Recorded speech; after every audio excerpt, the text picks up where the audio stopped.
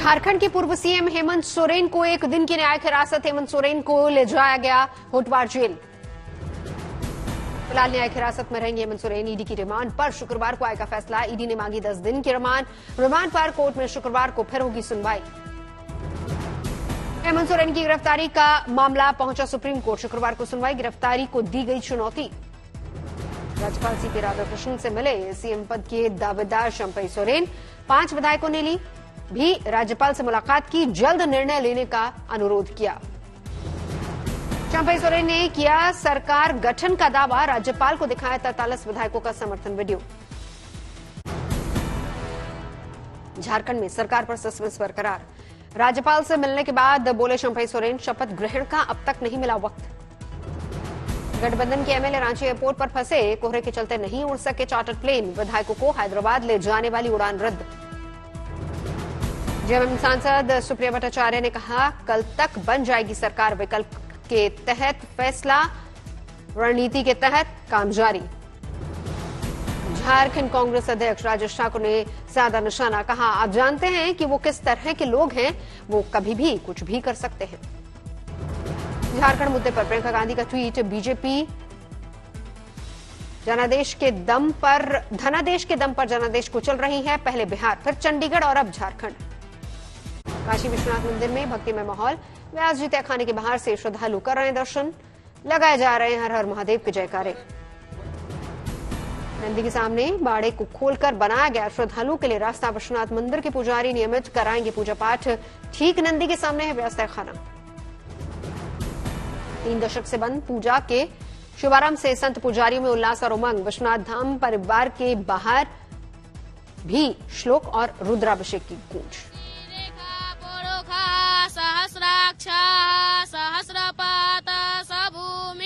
सानंदमानंद बने वसंतम आनंद कंद घृत पाप वृंदम। जिला अदालत के आदेश के बाद ज्ञानवापी के व्यास तहखाने में हुई पूजा अर्चना। गुरुवार रात 12 बजे प्रशासन की मौजूदगी में खोला गया व्यास जी तहखाना। देवी देवताओं की मूर्तियों की गंगा जल से शुद्धिकरण के बाद हुई विधि विधान से पूजा। मां गणपति की आह्वान से शुरू हुई पारंपरिक पूजा। सभी विग्रह को चंदन, पुष्प, अक्षत, धूप चढ़ाया गया। आरती के दौरान जलाई गई अखंड ज्योति। सर्वेक्षण में मिली मूर्ति की हुई आरती। भोग लगाकर बांटा गया प्रसाद। साल 1993 से बनती पूजा अर्चना। 30 सालों बाद फिर से पूजा अर्चना की शुरुआत हुई। शिव भक्तों में उमंग। व्यास जी तहखाने में मंत्रोच्चार पूजन शुरू। तहखाने में 5 से 6 विग्रह के पूजन का दावा। काशी विश्वनाथ और ज्ञानवापी परिसर के आसपास बढ़ाई गई सुरक्षा। UP police alert. Vyas ji तहखाने में पूजा पाठ का समय जारी। रोजाना 5 बार होगी पूजा आरती। व्यास जी तहखाने में सुबह 3:30 बजे मंगला आरती। रात 10:30 बजे शयन आरती। व्यास जी तहखाने में पूजा के अधिकार के खिलाफ मुस्लिम पक्ष ने इलाहाबाद हाईकोर्ट में दायर की याचिका। निचली अदालत के फैसले को दी चुनौती। मुस्लिम पक्ष ने अदालत से 15 दिनों की मांगी है मोहलत। याचिका में 15 दिनों तक आदेश लागू न करवाने की अपील। यूपी के कार्यवाहक डीजीपी प्रशांत कुमार ने सुरक्षा का दिया भरोसा। कहा, वाराणसी में पर्याप्त मात्रा में पुलिस फोर्स मौजूद। कानून व्यवस्था की कोई दिक्कत नहीं। वित्त मंत्री निर्मला सीतारमण ने पेश किया अंतरिम बजट। इनकम टैक्स स्लैब में नहीं किया गया कोई भी बदलाव। मध्यम वर्ग को कोई राहत नहीं। कुछ भी सस्ता या महंगा नहीं हुआ। स्टार्टअप के लिए टैक्स छूट 1 साल के लिए बढ़ाई गई।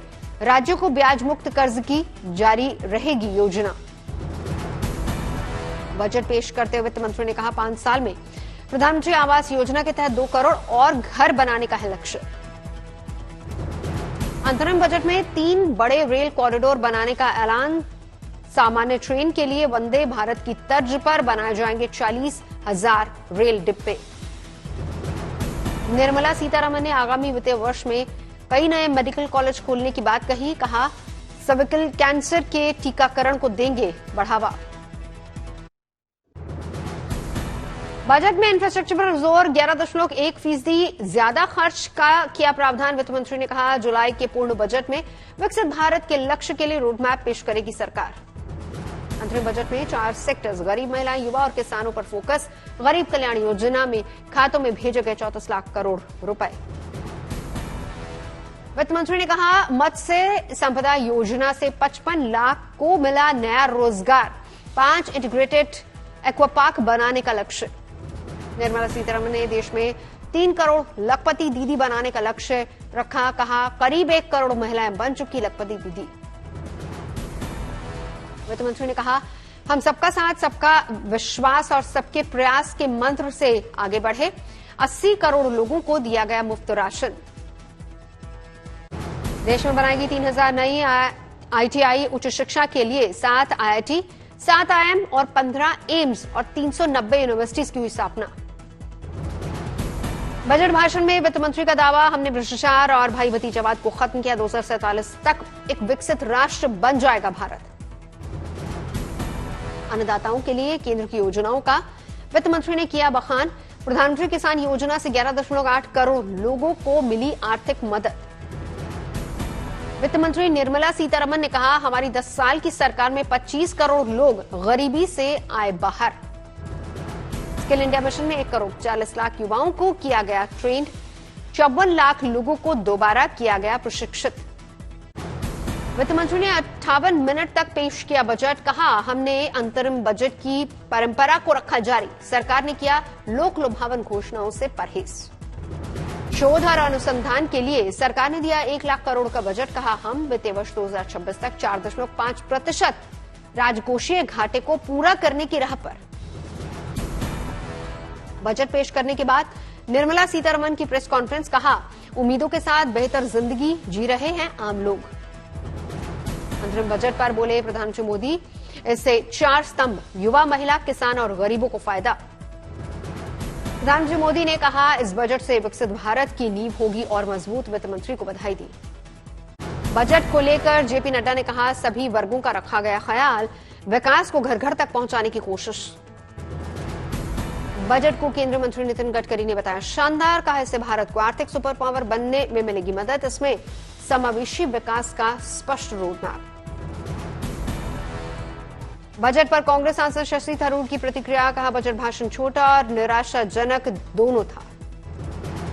अखिलेश यादव ने इसे बताया बीजेपी का विदाई बजट। ट्वीट में लिखा, बीजेपी सरकार ने जन विरोधी बजटों का 1 दशक पूरा करके बनाया एक शर्मनाक रिकॉर्ड। सेंचुरी प्लाई के कार्यकारी निदेशक केशव भजनखा ने बजट को बताया देश के विकास के लिए जरूरी। कहा, इंफ्रास्ट्रक्चर, उद्योग और सेवा क्षेत्र को मिलेगा बढ़ावा। विकासनगर में पहली बर्फबारी से खिले सैलानियों के चेहरे। चारों ओर दिखी बर्फ की सफेद चादर। श्रीनगर में जमकर बर्फबारी की चादर पर लोग ले रहे हैं स्लेश का मजा।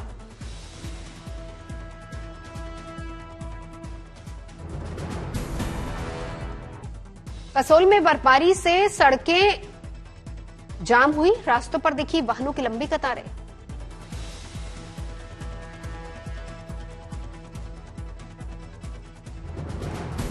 बर्फ की चादर के आगोश में आया पुंछ। घरों, सड़कों, गाड़ियों और पेड़ों पर जमी बर्फ।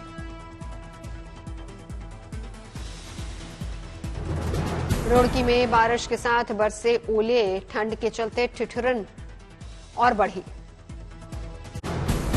कटरा में माता वैष्णो देवी धाम से बर्फबारी का खूबसूरत नजारा सामने आया। पहाड़ी पर स्थित माता के मंदिर में सफेद बर्फ नजर आई। जम्मू कश्मीर के श्रीनगर में बर्फबारी से बढ़ी ठंड। मौसम विभाग का अनुमान, आने वाले दिनों में और गिरेगा तापमान।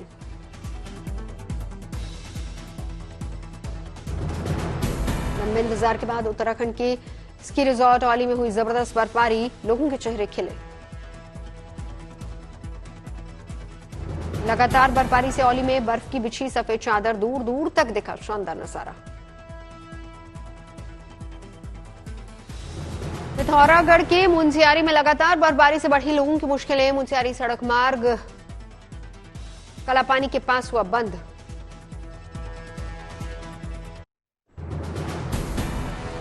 टिहरी जिले के धनौल्टी में सीजन की पहली बर्फबारी। पर्यटकों के साथ साथ स्थानीय लोगों के चेहरे खिले। बर्फ का मजा लेने के लिए दूर दूर से धनौल्टी पहुंच रहे हैं लोग। स्थानीय कारोबारी भी खुश। बागेश्वर में सच हुई मौसम विभाग की भविष्यवाणी। बारिश और बर्फबारी से बढ़ी ठंड। केदारनाथ धाम में भी बर्फबारी, दूर दूर तक बिछी नजर आ रही बर्फ की सफेद चादर। केदारनाथ धाम के साथ साथ शिव पार्वती विवाह स्थल त्रिगुनारायण सहित चौपता में भी बर्फबारी दिखा खूबसूरत नजारा। धर्मशाला में बर्फबारी से तापमान में गिरावट, बर्फ से बचने के लिए लोग घरों में हुए कैद। शिमला में इस साल की पहली बर्फबारी, मौसम का लुत्फ उठाते नजर आए सैलानी। किश्तवाड़ में दूर दूर तक बर्फ की चादर से पटी जमीन, सैलानियों ने बर्फ से खेलने का लिया मजा। बर्फ की मोटी चादर में लिपटा रुद्रप्रयाग, लोगों के लिए ठंड बन रही मुसीबत। रायसी में साल की पहली बर्फबारी, बर्फ में खेलते नजर आए बच्चे। देहरादून में हुई जमकर बारिश से तापमान में गिरावट। हरिद्वार में बारिश और ठंडी हवाओं के चलते सर्दी और बढ़ी, जनजीवन अस्त व्यस्त। चंडीगढ़ में बारिश के चलते लोड का पारा, विजिबिलिटी कम होने की वजह से हेडलाइट जलाकर गाड़ी चलाते नजर आए लोग। मसूरी में बर्फबारी के चलते मौसम सुहावना, पर्यटकों के चेहरे खिले। शिमला में बर्फबारी से प्रभावित हुआ यातायात। हिमाचल में कुल 250 सड़कें बर्फबारी से जाम। श्रीनगर में बर्फबारी से खुश हुए किसान, इस बर्फबारी से फसलों को होगा फायदा। मोगा में बर्फबारी के चलते ठंडा हुआ मौसम, ठंड के चलते घरों में कैद होने को मजबूर लोग। उत्तरकाशी में बर्फ की चादर से पटे गंगोत्री और यमुनोत्री धाम। बारामूला बनिहाल में बर्फ से पटे ट्रैक पर चलती दिखी ट्रेन, केंद्रीय रेल मंत्री अश्विनी वैष्णव ने ट्वीट किया।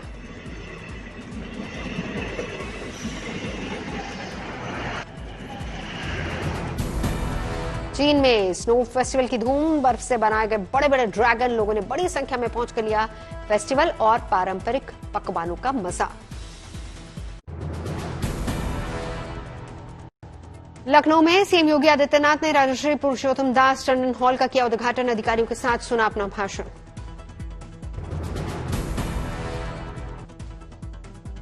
सरायकेला में चंपाई सोरेन के घर जश्न का माहौल, परिजनों ने मिठाई बांटकर आतिशबाजी की। पटना से अयोध्या के लिए आई डायरेक्ट फ्लाइट, यात्रियों का एयरपोर्ट पर स्वागत हुआ।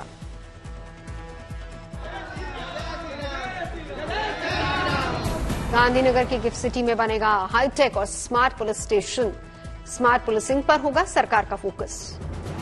दिल्ली में अलग अलग यूनिवर्सिटीज के छात्रों को बजट के बारे में दी गई जानकारी, chamber of commerce and industries के छात्रों ने देखा बजट।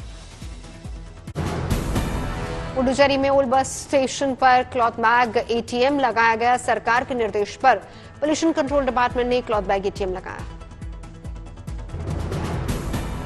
पिछले 12 नवंबर से बंद पड़े सलक्यारा टनल में दोबारा से चहलकदमी शुरू, मिनिस्ट्री और एनएचआईडीसीएल के निर्देशों के बाद पोल गांव वाली साइट से काम शुरू हुआ। पुणे में बॉम्बे इंजीनियरिंग ग्रुप में बॉम्बे सेपुस के युद्ध स्मारक शताब्दी के पुनर्मिलन समारोह का हुआ आयोजन, सेना प्रमुख मनोज पांडे ने परेड में हिस्सा लिया। दिल्ली में इंडियन प्राइड अवार्ड का शानदार आयोजन, कई लोगों को सम्मानित किया गया। आरा में 12वीं की परीक्षा देने आए स्टूडेंट्स के माथे पर तिलक लगाकर स्वागत किया गया, शांतिपूर्ण परीक्षा करवाने के लिए तैनात दिखी पुलिस। यूरोपियन यूनियन ने युद्धग्रस्त यूक्रेन को 50 बिलियन यूरो की मदद की मंजूरी दी, यूक्रेन के राष्ट्रपति ने मुश्किल वक्त में ईयू देशों की इस मदद के लिए जताया आभार। मध्य पूर्व में जारी जंग को लेकर ब्रिटेन के विदेश मंत्री डेविड कैमरन ने सऊदी के क्राउन प्रिंस मोहम्मद बिन सलमान से की मुलाकात, गाजा युद्ध और रेड सी में जारी संघर्ष पर बातचीत हुई। अमेरिका के कैपिटल हिल पर छात्रों से मुलाकात के दौरान इंडियाना के सांसद ने लहराई बंदूक, गन लॉ को लेकर सवाल पूछने पर पहुंचे थे पत्रकारिता के छात्र। रिपब्लिकन सांसद की हरकत का एक छात्र ने बनाया वीडियो।